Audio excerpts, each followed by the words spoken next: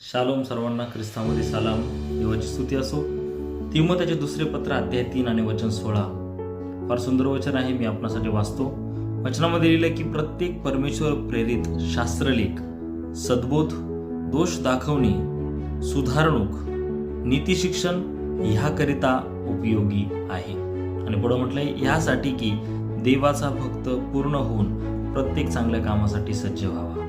देवाच्या प्रियजनांनो, हे वचन जे आहे ते आमच्या जीवनाचं जे मार्गदर्शन आहे ते करतं, जे खरं दिशा दाखवणं आहे ते करतं. कारण वचनामधून आम्हाला जे आहे या सर्व गोष्टी मिळतात. शास्त्रलेख जो आहे तो कुणा मनुष्याने आपल्या बुद्धीने विचाराने लिहिलेलं नव्हे, तर हे पवित्र शास्त्र जे आहे, पवित्र बायबल जे आहे ते परमेश्वराच्या प्रेरणेने, पवित्र आत्म्याने आलेलं आहे. आणि परमेश्वराने प्रेरणा देऊन त्याद्वारे मनुष्याला सद्बोध करण्यासाठी, दोष दाखवण्यासाठी, त्याच्या ज्या चुका आहेत त्याला सुधारणूक करण्यासाठी, त्याला ते दोष दाखवण्यासाठी, सुधारणूक करण्यासाठी, नीती शिक्षण याकरता उपयोगी आहे.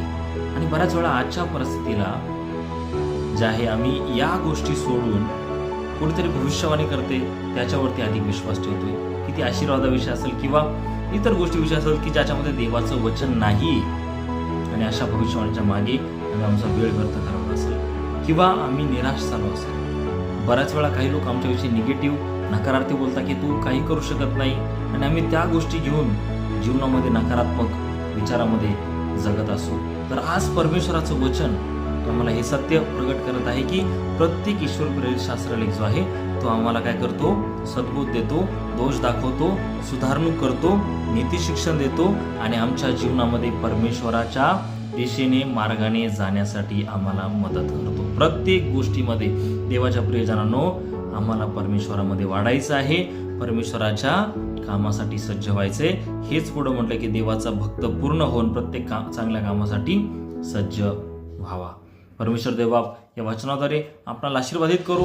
आणि आजपासून आपल्याला जर कुठे काही शोधायचं आहे की मी जीवनामध्ये पुढे कसं जायचं आहे, माझ्या जीवनात कुठल्या गोष्टीची कमी घटी आहे, मला कुठे सुधारणुकीची गरज आहे, तर पवित्र शास्त्र आम्हाकडे दिलेलं आहे. हे जीवनाचं मॅन्युअल आहे, हे जीवनासाठी दिलेलं इन्स्ट्रक्शन्स आहेत, हे सत्य वचन आहेत. हे उघडावे, वाचावे, आणि हे आमच्या जीवनाला नक्कीच मार्ग दाखवल्याशिवाय राहणार नाही. परमेश्वर देवबाप आपल्याला या वचनाद्वारे आशीर्वादित करू. शालोम.